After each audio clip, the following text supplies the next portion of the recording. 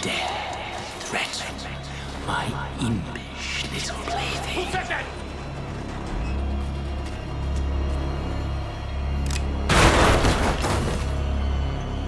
Agent O!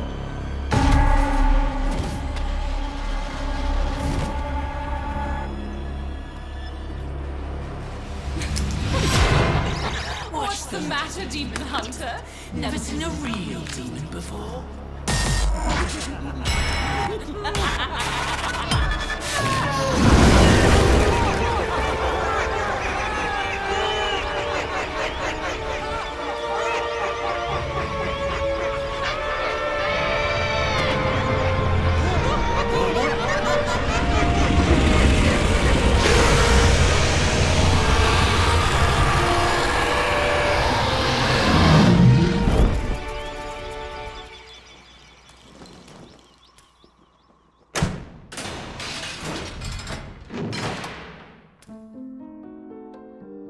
Stole it? Well, hold on. How did you know that we needed help?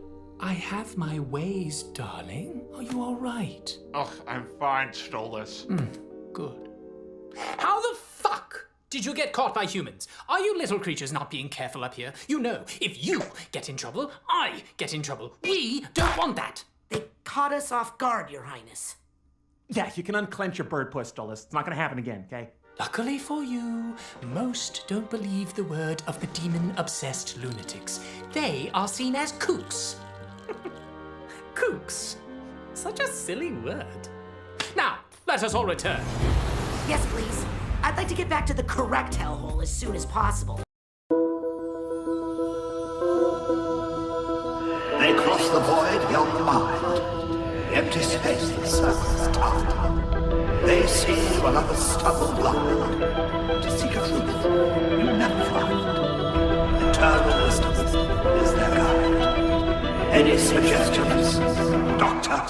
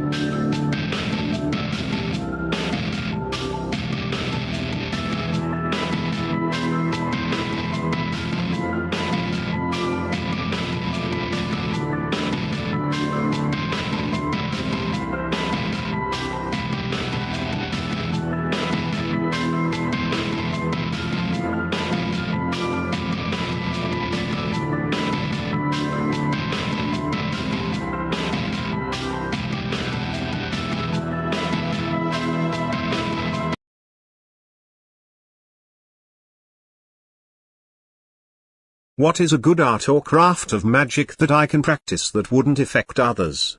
Astral magic. Using the symbolic tile glyphs of magic lore, the elaborate gateway images are used to transport your astral avatar into alternate mystical realms. If you project your astral state into the center of the symbols, then raise the image's outline from a 2D image into a 4D image surrounding your avatar, the magical symbols become an aspect that is a controller-type tool used to navigate the avatar through whatever realm it projects you to. I'll try and design an image here to explain what I mean, but ultimately all the spells and interactions you have will be within the astral realm, not here in the physical world. They say there are a set of symbols that helps lock your astral state into place so that you can open your mind's focus away from having to concentrate to maintain your astral form, but I haven't found them yet. What is a good reference to the studies of herbological magic? Well, I can point you into the right direction as far as the field of study you are seeking, herbological magic, or should I say an ancient grimoire of a herbological sorcerer. His grimoire holds an interesting mixture of designs and sketches of cross-hybridization of certain plants and fauna to create new forms of plants. Unfortunately, the text is one of the most encrypted books ever found. In the occult, it is rumored to have been written by Geoffrey Plantagenet, the father of King Henry I, founding father of the royal British lineage. Plantagenet was not his real last name but a nickname that no one knows the meaning of reason for. So it is believed that he is the author behind the mysterious Voynich manuscript that contains detailed diagrams of herbology like I described. We concluded that at the time of his era there was a large movement going on involving the persecution of pagans by the church. However, also at that time, around 1100 AD, it was still tradition to have the royal children schooled and tutored by court-appointed sorcerers and alchemists to teach them the ways of science and the earth to help the kingdom flourish in their upholding the land's crops during their reign. So to hide his knowledge of herbological studies, he encrypted the Voynich manuscript the way it is to keep others from claiming it to be works of the devil. Hey there, Miss A, so you want to go and rob a bank today? Or better yet, we can go and blow something up because you might dreamboat in a psychiatric patient's disguise. Most people call me Faith. And if you call me anything else, my dreamboat in shining clown face paint with the Guy Fawkes mask, Mister, will rip at your spleen through your nostrils and shove it back in through your beehole. Okay.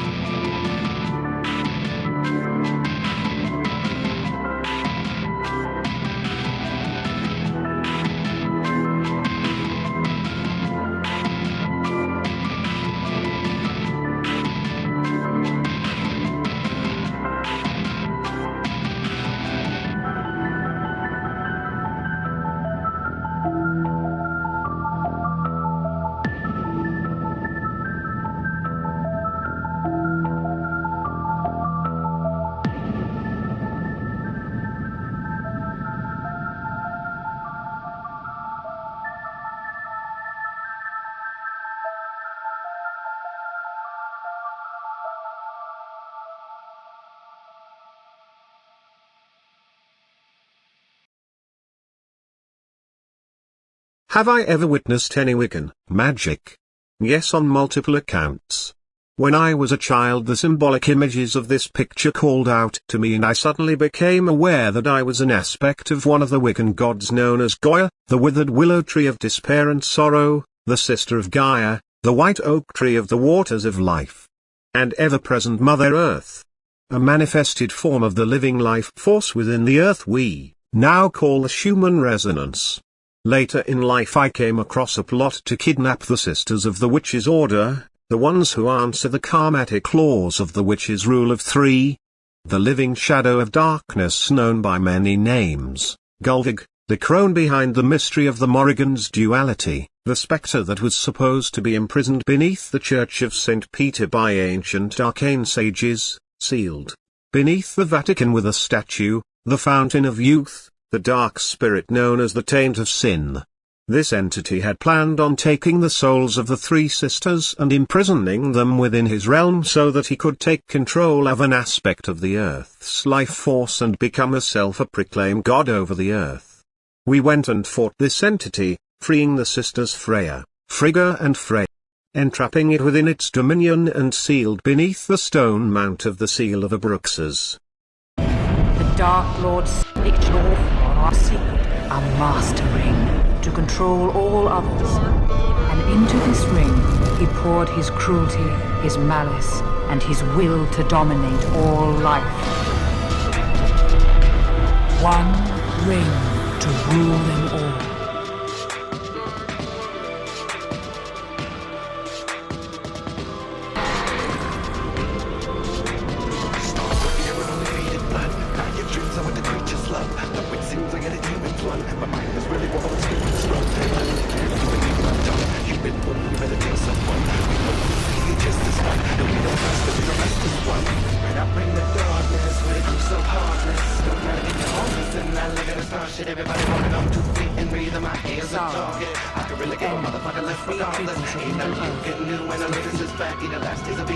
If time was alive, would you try to make it your bitch? Would you speed it up or slow it down with punches and its monster?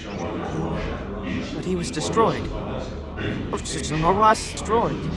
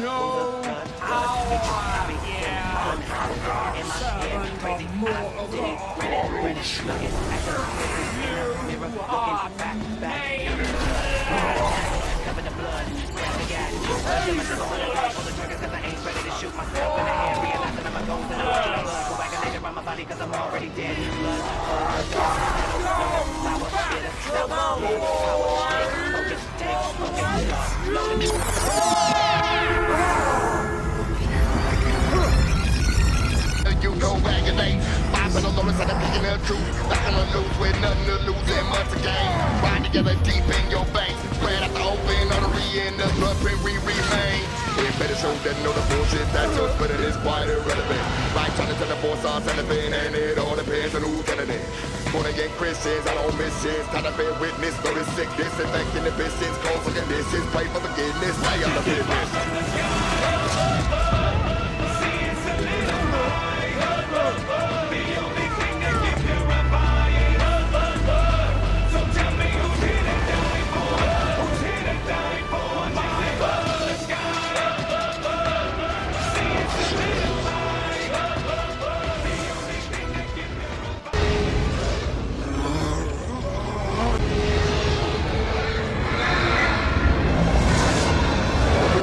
My vision been red, can't repent. I'm a grown man now, my mind in the blood. Mama said I done lost my sense. Everywhere that I'm at, all I hear in my head is a beat of my heart. I gotta make it quick, so I got me a knife and I step a fool dead. It's just another life, and to me it ain't shit. Couple of minutes of peace, finally put all of this bullshit behind me. I wish it was just that simple, but it ain't. I'm still just a struggle, no rocket this pain. And fuck what you said, and fuck what you heard, and fuck apologies too little, too late. So I take my fucking head to this, put your fucking head and watch your blood do what you learn. Asmodeus will explode this. And in Corrodus, the souls from beyond the sun are the ones who forebode this, as was told to who done the lost son of Osmosis. So plant your seeds in that dirty mud, cause hell's be the grossest. So don't be scared to water them with blood, the stems will grow fast. The great knowledge of the future comes from knowing your past. The 5 petals of the pot come from the God you trust. Isn't it odd, this is forever dark?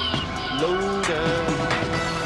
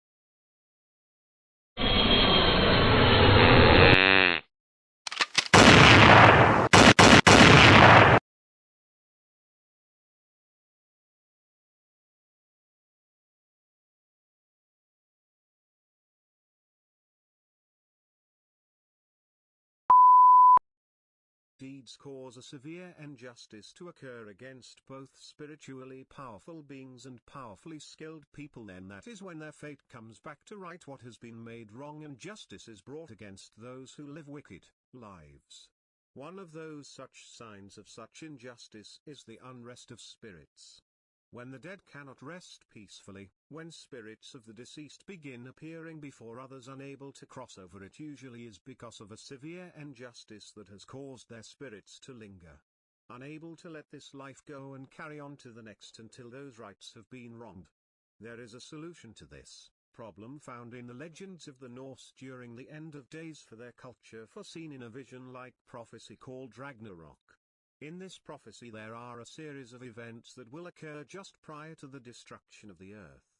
An Armageddon-like battle between the Norse gods that ends with the death of them all except 9 of them, followed by some astrological events like the passing of a comet, 3 large asteroids called by the names of the most evil of their legends, Fenrir, Jorgunmundr and Loki, that will pass by, ushering in the aftermath of its passing the long winter, which translates to basically an ice age and the last of the world's social structure that will become buried beneath the ice and never heard from again. Another sign of this event unfolding is a ship, one, that is called Naglfar. This ship is made, from stern to bow, by the dead. The purpose of this vessel is the solution I spoke of. Its purpose is to settle all scores that the dead may have that causes them to linger. It is said to sail until all unfinished business is fulfilled, all scores are settled, so that the dead may rest in peace. To Michael, you'll need this, the War in Heaven outline. 1. The issue of the fallen angels having children with the mortal women. 2. He left, they made a decision in his absence. 3. He returns, finds out what they did and the mortals worshipping them like they were gods, gets mad. 4. Lucifer takes the heat for it, finds out about the plan for the flood, renounced his loyalty to heaven, gets run through and dies at the hands of Earl. 5. God sends Earl to Noah to warn him about the flood. 6. While Noah builds boat, God has angels who had kids and their kids hunted down and killed. 7. Gives order to Michael and Gabriel to hunt them down and capture Azazel and kill Samael. 8. Children take refuge in cavern and call forth the demiurge and resurrection of their parents into archons just before they died, redesigning their abilities, giving them the power to raise their hands against their maker. 9. War in heaven breaks out. 10. Tiamat or the archons are defeated and cast into bottomless pit. 11. God floods earth, kills everyone. 12. Fallen ones and children survive and transcend into physical forms. Battle continues into Mesopotamia all the way up until the Battle of Jericho. 13. Battle ends in the battlefields of Gehenna, Hill of Golgotha, and they are sealed into a pocket universe for eternity. 14. End of War in Heaven Part 1 of 3. Second War of Heaven, 1.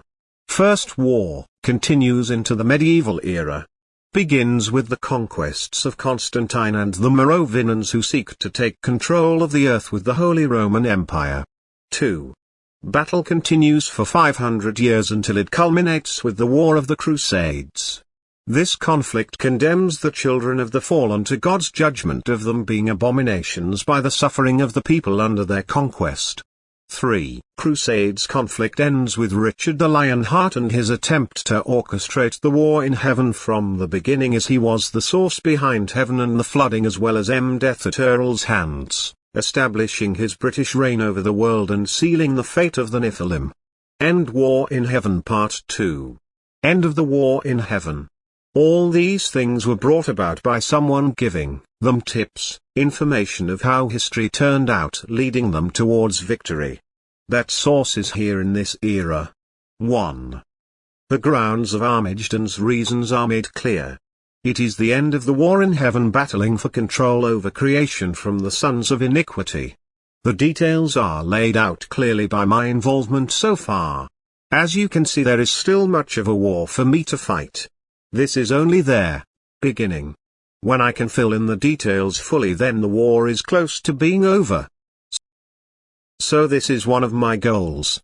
I must find this ship Naglfar and set its sails to sail and appoint a captain to its helm until all scores have been settled, or until the hourglass's sands run out. First I must gather the methods and tools the captain of this ship will need to accomplish his goal. I cannot be that captain because I have duties and other tasks to perform, so I cannot dedicate myself solely to its wheel. But I can set it up on its course and appoint a captain worthy to sail it. Out of all of history, who do I know that can fit this role and succeed? I know exactly who else than God, the most misunderstood, misrepresented being in all the religions, cultures.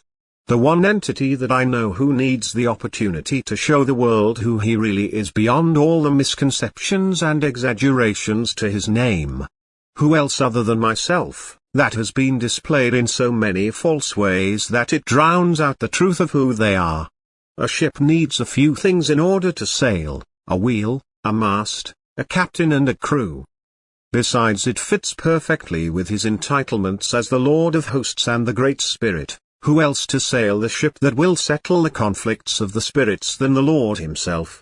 It aligns with prophecy as the day of the Lord's vengeance. Plus, the Lord I remember was not hateful, violent or jealous in nature. He was kind, understanding, a bringer of life, not death. Lessons to learn: never hellfire and torment. Unfortunately, thinking about it, I cannot ask God to commit to this task. It is a task that requires the captain to take on a role of violence and vengeance, as the captain of Naglfar is a symbol of retribution, a scion of revenge for the dead who settles the scores of the departed on their behalf. So I cannot ask him to lead this scenario, for it would do more harm than good to his name. He may become a hero to some, but seen as a wrathful, vengeful God as the outcome. But as I had stated, things a ship requires is not just a captain but a crew as well. The crew come and go for shore leave, but the captain is always bound to his ship and his ship to him.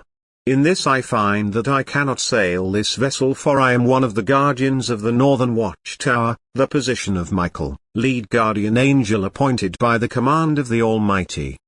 To this duty I am bound and cannot abandon my post. Even though I was Lucifer in my struggles after I awoke from my coma 25 years ago, I have risen from the ashes of the holy fire, been made new with my faith in God this time, not just belief. Though I may falter at times as we all do, what is most important to me, I feel, is this expression taken from a Batman movie.